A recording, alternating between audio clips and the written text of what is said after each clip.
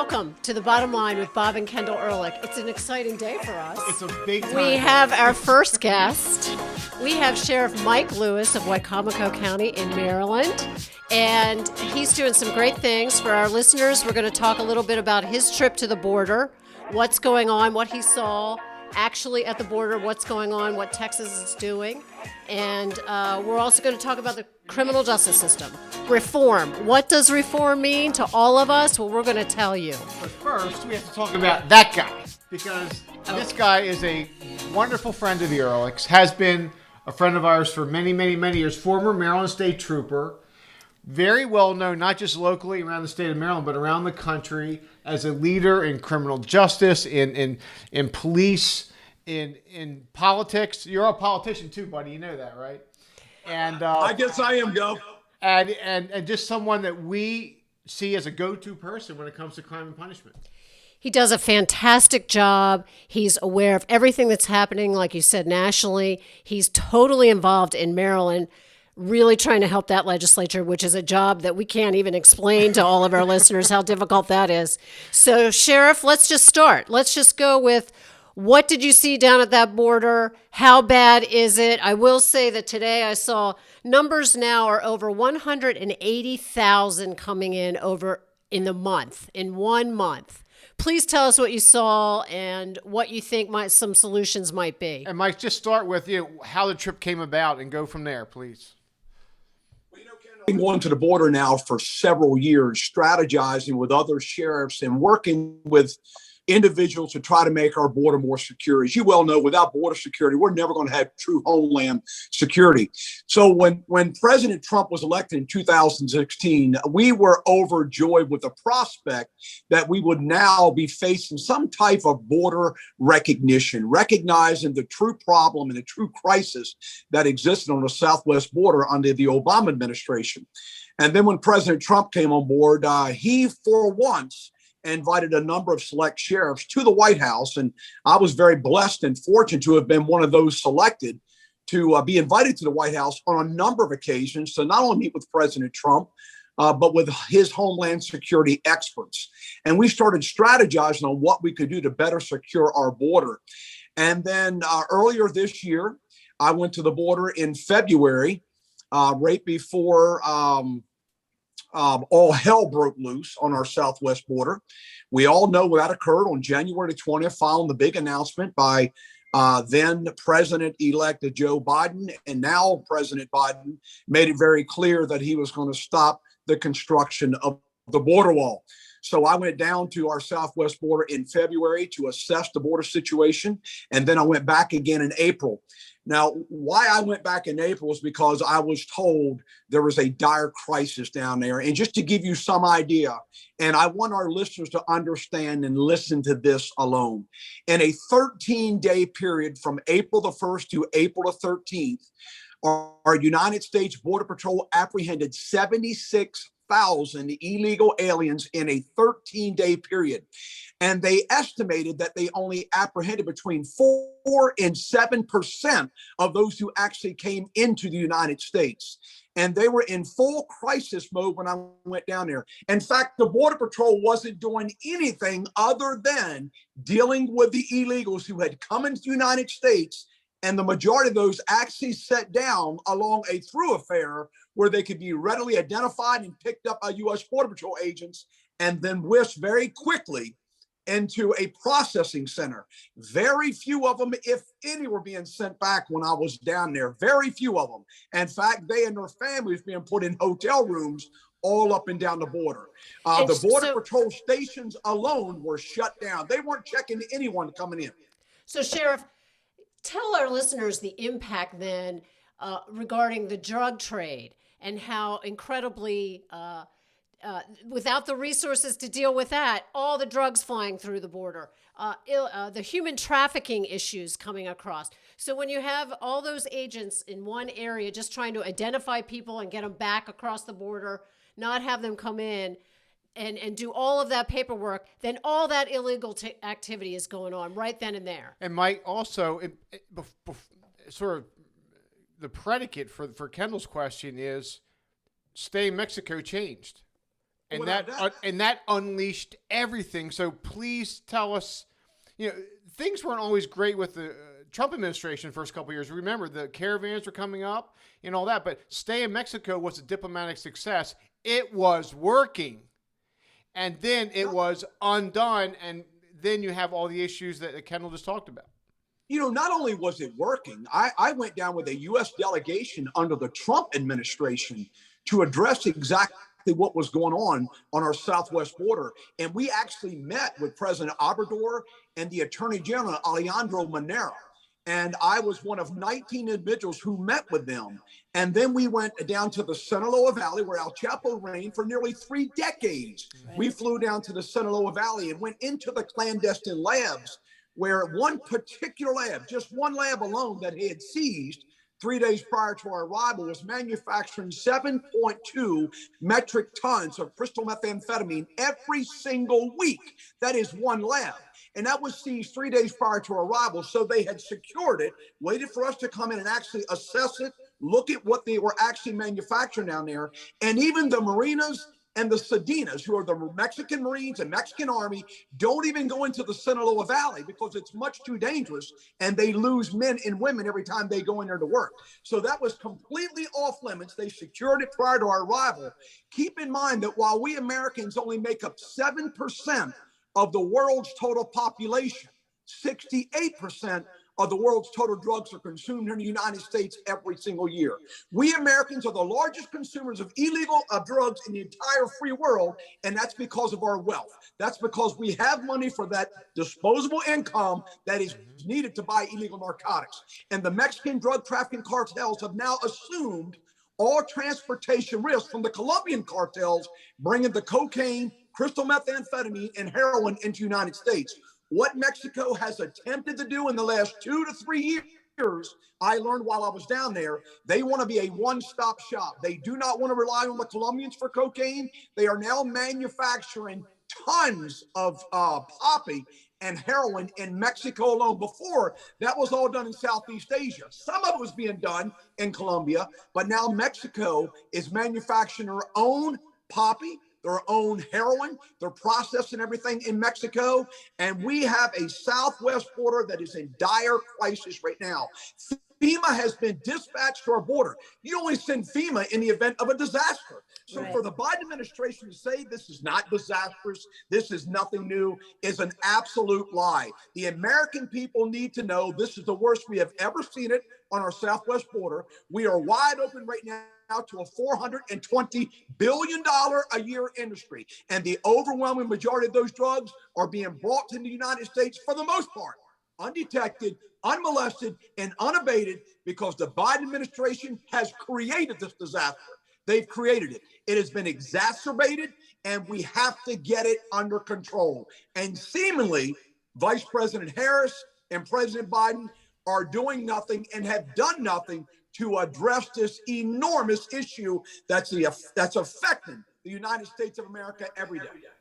Texas is trying to do what they can for that border. You know that stretch of the Rio Grande where they just walk right across. The drugs come right across. And many people don't realize the issue that on the other side, the private property issue, that the agents can't even get on that land to stop it right then and there because it's owned by private property, i.e. the cartels. Correct? Kendel, you're 100% correct about that. And I applaud and I commend Governor Abbott for what he's doing right now. Right. He has deployed not just the National Guard, but the Texas DPS, the Texas troopers have been deployed. And he's right. If the government is not going to assist the state of Texas and other border states, then we have to take things into our own hands and we have to assume control, because this government in Washington, D.C. right now have proven they are ineffective leaders and they are not addressing the true causes that are affecting all Americans right now. And it's not just the drug trafficking, it's the human trafficking, it's the sex trafficking. The labor trafficking, it's terrible. Taking advantage of all those young people coming across the border unattended. I know we want to move. We have so much to talk to you about, and we want to talk to you about crime and justice and Soros and prosecutors and criminal sentencing and all that. But before we leave the border, can you give our listeners just a sense of the morale with regard to our Border Patrol? and our police agencies down there on the border, it has to be low. It has to be incredibly frustrating to see something that was working undone magically one day, and suddenly this being the result. You know, Governor, in talking to the Border Patrol and the sheriff's deputies, particularly those in Cochise County, they feel disemboweled right now. They absolutely feel that they've been let down by our leadership in Washington, D.C. These are individuals who have given our hearts and souls to law enforcement, to protecting our house, protecting the United States of America. And when they feel that the President of the United States and the Vice President of the United States have done absolutely nothing. But what I brought back that really bothered me was talking to the ranchers, the landowners down there whose ranches border Mexico, and they feel totally helpless. And he said, our government has turned their backs on us. They've completely turned their backs on us, and we're getting no help out of Washington, D.C. So they're thanking me for being down there and somewhat being a voice for America and American sheriffs, but most importantly, being a voice for them, because they feel like they're being totally ignored. Yes, we had the spotlights, we had the cameras down on us, interviewing us, but these ranchers had nothing. They're being totally ignored in Washington, D.C. And again, their ranches are being traversed every day by illegal aliens who are discarding trash, garbage, and as they're eating their canned goods, as they make their trek into America, as they're eating their canned goods, they're discarding their canned goods, and the cattle are going to eat what's left. And the cattle are getting these sharp metal cans caught in their gums. They can't drink water. They're dying of dehydration, and they're cutting all their barbed wire fences in every outhouse or outbuilding that these immigrants cross or get near. They're stealing all their ATVs. They're stealing their pickup truck. They're stealing their gas cans. They're stealing any and everything they can get their hands on, and seemingly no one's helping them. And the sheriff deputies are working around the clock with very little resources to address an enormous national issue right now. It continues with the lawlessness of our major cities throughout the country. We're going to shift a little bit to criminal justice reform and what that means. It means very differently to the three of us than the current administration and what they're doing. You know, these progressive prosecutors that are getting away from prosecuting, that are, and listen, you and I can agree on a bunch of things. Alternative courts, some alternative sentencing to get people that are on drugs off of drugs. Drug courts are doing great things. Veteran courts to help our veterans. There's some things that can really be done that are good reforms in the criminal justice system. But going after our bail system, which has worked for years, and this decriminalization, you know, it started with marijuana. I said this is a terrible road. And now these cities are going against other drugs when you say the drug crisis is at its worst ever. So just comment a little bit about these progressive prosecutors, what that does to a police force. You're seeing it down in Ocean City, Maryland. What's happening in Ocean City, Maryland? Not going after these. When you don't go after the small crimes, you get to those big crimes awfully fast, don't you, Sheriff? Indeed, you do. It's the broken window theory. If you don't fix the small things, they will exacerbate into the much larger things. And going back to bail reform and bail, we have individuals that we are arresting on a daily basis with pounds and pounds of cocaine, crack, heroin, marijuana, even Maryland, here in the state of Maryland. And when seizing this dope and executing these search warrants, we're also seizing $30,000, $40,000, $50,000 in cash that they have tucked away in very elaborately constructed, electronically controlled compartments inside their homes, inside their vehicles. Then we take them to a district court commissioner, and they are released. They are released. And we just locked up a guy 2 weeks ago here in Wycomico County for the third time. He's yet to come to court for the first offense, where we seized $30-some thousand and several pounds of dope from him. But we just locked him up the third time. He's wearing an ankle monitor bracelet, managing his drug empire here right in Wycomico County, Maryland. It makes no difference. They continue to release them every day on the street. You can imagine what that does to the morale of the police officers when they're heckled and they're taunted in the streets by these individuals we locked up yesterday. We spent hours doing paperwork, and they're being released every day because of bail reform. It is absolutely devastating. Talk a little bit about broken windows, because Giuliani and his terrific police in New York ran on that platform It was just take care of the little stuff. The big stuff tends to take care of itself. Times Square, we're going to start there. It worked. It was a national model. It was in. It was cool. Everybody was pretty much on board. I'm thinking about this today. Kendall and I didn't even talk about this. On Twitter today, I saw, I think it was a convenience store. It was in San Francisco. Literally, the employees, the security folks at the convenience store filming someone coming in and just taking stuff. Because, again, right.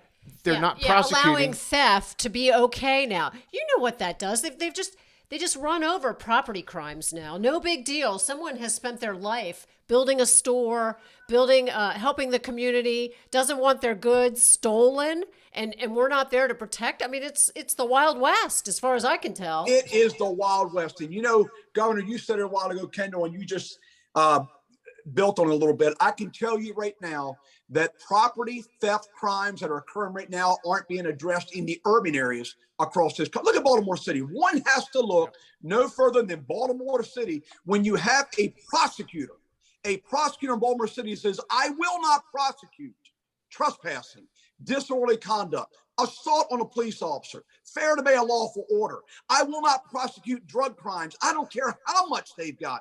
I won't prosecute drug crimes. We all know that drugs and drug addiction is linked to 86% of all crime that we handle as law enforcement officers. Yeah, if we got rid of the drug problem, we wouldn't need the courtrooms, right? Exactly.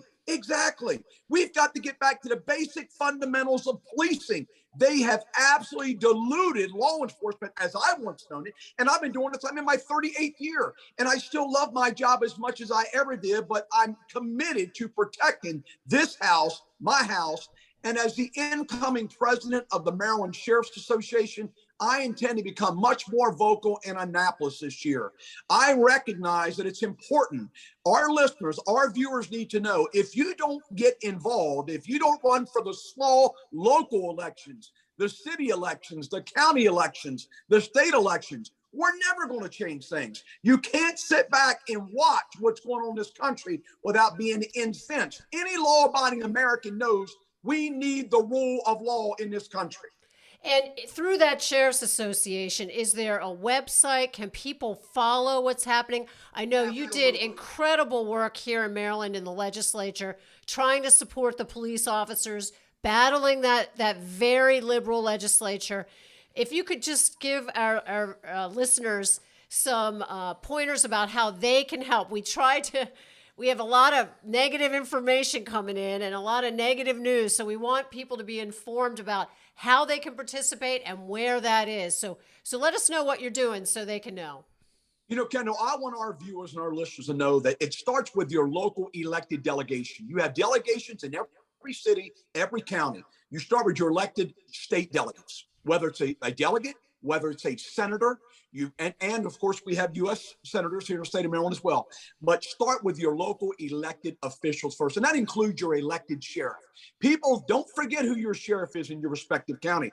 Unfortunately, Governor, you're going to be saddened to hear this. We have 8 sheriffs right now in the state of Maryland that have already announced they will not be seeking re-election. They are stepping down because they have had it. This latest legislative and law enforcement revenge, it's not reform, Gov, it's revenge. This is their chance to get back at us. For all these years, they believe that we have been trying to hold individuals accountable for the crimes they've committed in the state. Now they have the wind beneath their wings with the elected state delegates and senators in the state of Maryland, and certainly the reinforcements they've got in Washington, D.C. They believe they have the wind beneath their wings. That's why we're seeing this major law enforcement revenge, not reform, revenge. Let's just divide the legislators generally into just the crazy left, just the uber lefties. Forget them. Just put them aside. Just left. The progressive. Put them aside for a second. We know what they are. We know what they do. We know what they believe. With regard to everyone else, and I'm talking about traditional liberals, folks in the middle, Republican, Democrat, more conservative, in your discussions, they know what you're talking about. They know what Kendall's concerned about. They know your life. They know the retention rates are down. They know Soros prosecutors are winning races across the country, and you see the results on a daily basis. What are they telling you? What are they telling you? At some point, it's got to stop. There has to be a line. It has to stop, or we're not going to have a society, a functioning society. And that's a cliche. Everybody talks about it. You hear that when people run for public office. No, Governor, you're right. But it's an inflection. I call it an inflection point. At some point, there's an inflection point. At some place, there's an inflection point. Chicago, New York, Seattle, Minneapolis, all these cities, they're running out of control. You see the numbers. Where's the inflection point? What are you hearing? At what point do enough folks, center left, middle, center right, say enough? They say it now. They contact their elected delegation, their delegates, their senators, their U.S. senators. Everyone every day should be on the phone to their elected officials who represent them, their elected representatives in their county, letting them know I've had enough. As you said, there is an inflection point, and we've all seen it. This inflection point is now. We saw the murder of a Del Mar police officer 7 weeks ago down here on the Eastern Shore. I lost not one, but I lost 2 deputies that night. Who have retired prematurely because they cannot come back to work. One of them was on the scene of that incident, went inside, grabbed that police officer, armed with a body-worn camera, dragged him through the house and performed CPR on him, and he has left our profession. A guy that we all adored, 23 and a half years on the job. He said, I've had enough. He looked at me at the scene that morning. He said, boss, I can't do this anymore. I'm done. And he's gone. He resigned. He didn't have enough time on the job to retire. He was lacking 16 months to get a full retirement, and he left prematurely because he's had enough. I now have 8 vacancies in the Wycomico County Sheriff's Office. This time last year, Kendel and Governor, I had 0. Always prided myself on having 0 vacancies. I've got a very tenured sheriff's office, but I have 8 vacancies right now. They're leaving in droves, and recruitment is nearly impossible now. Yeah, I was going to ask you, what can leadership on a state, on a local, federal level, what can leaders do to encourage people to get in the profession? First of all, our leaders have to wake up. They've got to wake up. We cannot keep going on this trajectory. We are on a trajectory to disaster, and it's almost to a point of no return right now. There's no room for conservatives to even compromise now because we're so far left. There's no room to even compromise. We've got to move this needle far back to the medium, to the middle ground. I'm willing to meet anybody on the middle ground, but I can't keep going all the way to the left. It's gone now.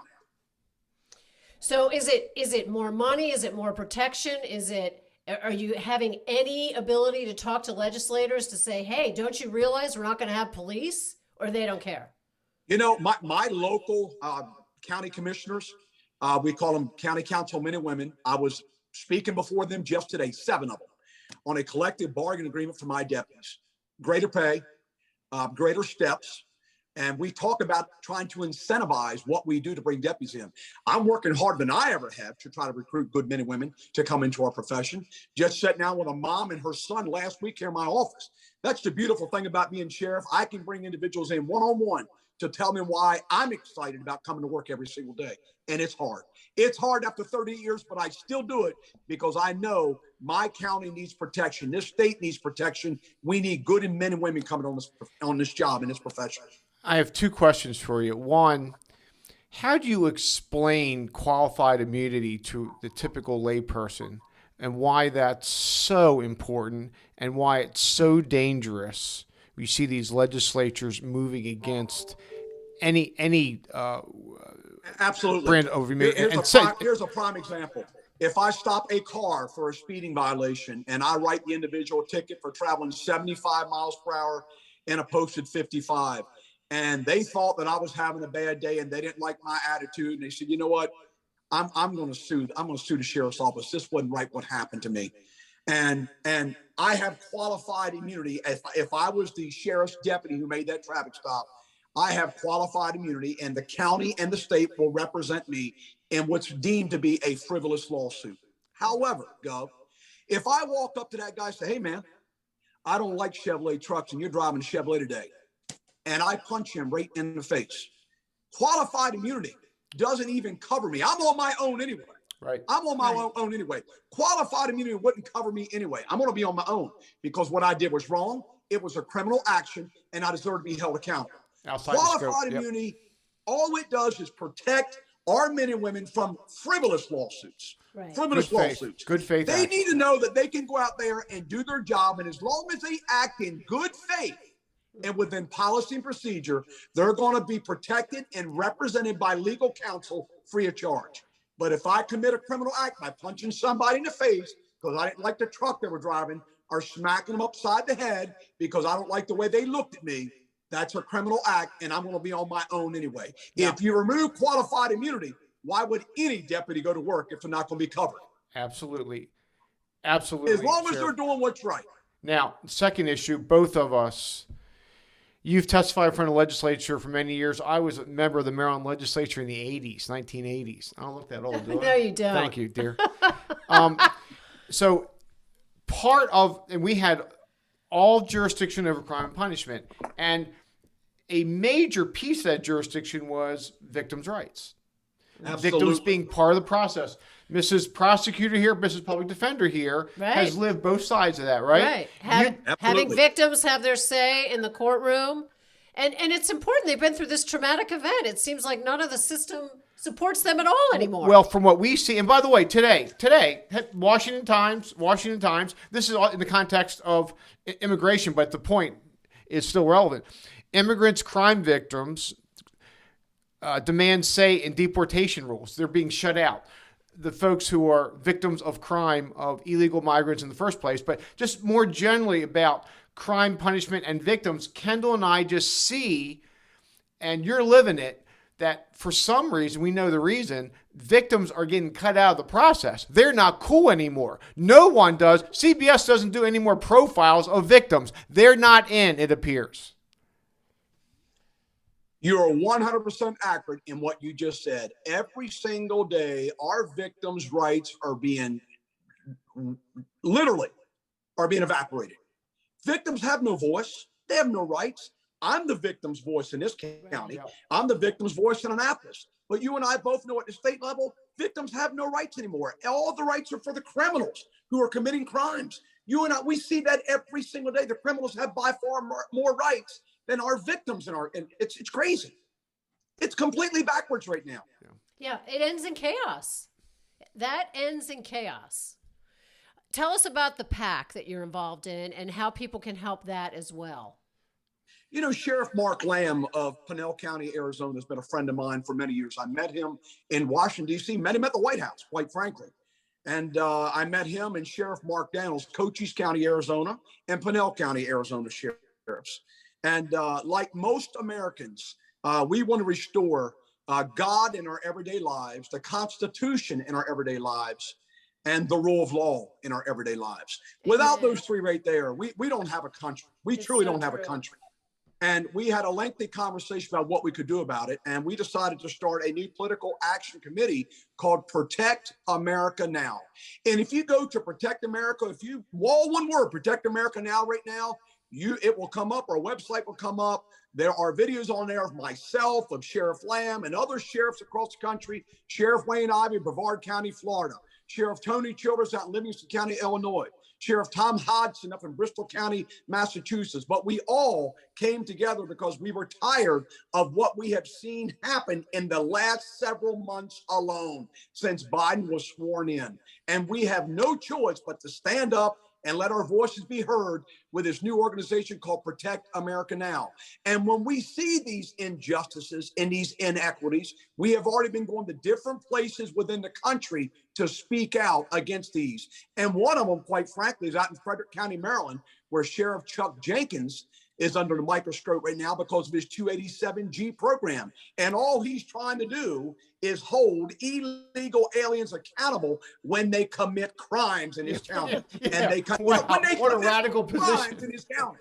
He's not out profiling for immigrants. He's not out profiling for individuals.